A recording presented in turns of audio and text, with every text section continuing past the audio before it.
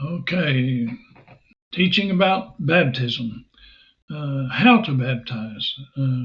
So the word for baptize in Greek is baptizo, which means to dip or plunge, submerge, or immerse.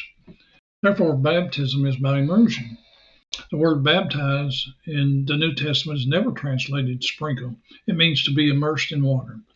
Look at our short study on why we baptize, and you will see that sprinkling does not present a picture of the death of Christ, and neither does it show a picture of the resurrection of Christ.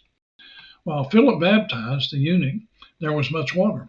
We don't need much water to sprinkle. Notice also that they both went down into the water, and that's in Acts chapter 8, verse 38. Note that when Jesus was baptized in the Jordan River, he went down into the water, Matthew chapter 3, verse 16. The literal meaning of the word baptize is immerse. Instead of translating the word immerse, they simply translated the letters into English and used those letters for the English word. There was no English word baptize until that time. When the translators were working on the King James Bible, they were given instructions by King James. If the literal translation of a word would cause controversy or cast reflection on the state of the Church of England, they were to anglicize the Greek word. They were to spell it with English letters and not translate it. The word baptize wasn't the only word that was anglicized. Another word, for example, is the word deacon, which literally means servant. Baptism by the early church was by immersion, but in the Catholic Church, sprinkling for baptism gradually replaced immersion. When the Catholic Church divided into the Roman and Greek branches, the Greek branch retained immersion as a proper method of baptism, and the Roman Catholic used sprinkling.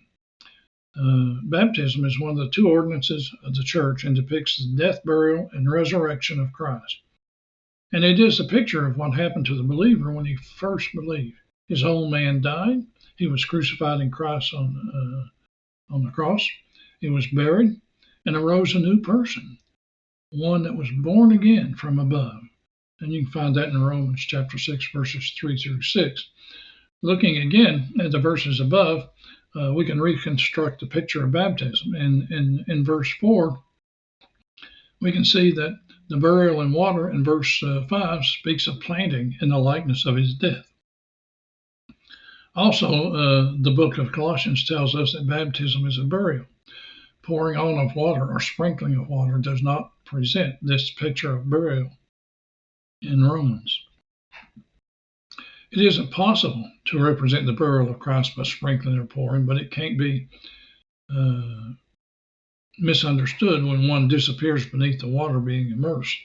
In Colossians chapter 2, verse 12, we'll give you more information. When one comes up out of the water, it is like the likeness of his resurrection. If one is baptized by pouring on of water or being sprinkled with water, it is impossible to come up out of the water. And this does not present a picture of the resurrection. However, where one has been buried or immersed in the water and is now coming up out of the water gives a beautiful picture of the resurrection to a new life. Sprinkling or pouring can never portray a picture of the burial and resurrection. Thank you for listening.